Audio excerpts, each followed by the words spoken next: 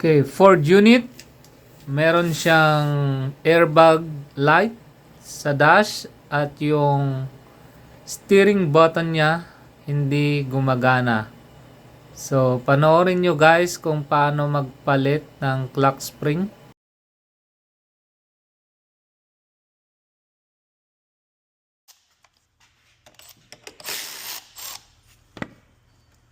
Tatanggalin lang yung negative terminal para safe. Para hindi, kung sakaling mag-fail man, hindi sasabog sa mukha nyo yung airbag. Bago nga pala baklasin yung manubela, kailangan i-verify muna yung parts na dumating kung tama yung na-order. Para kung sakaling mali, hindi tayo nagpagod sa wala. So, ganun lang. I-double check lang lagi ang parts na dumating.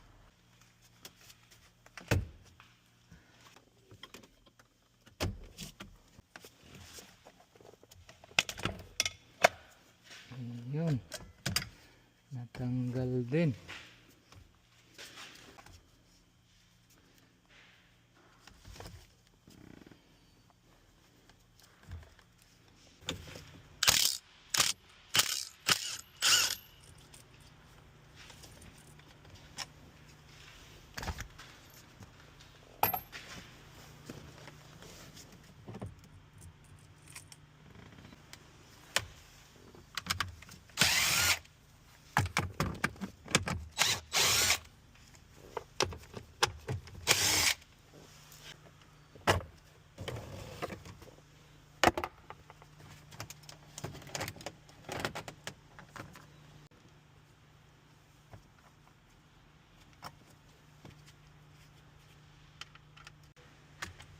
Yes.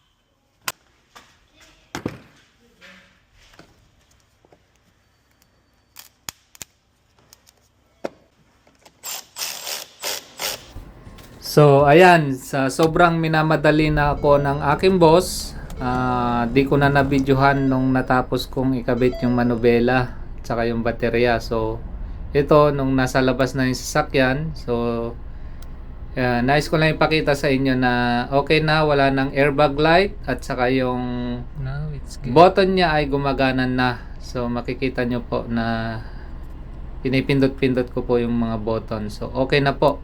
Maraming salamat. Bye-bye.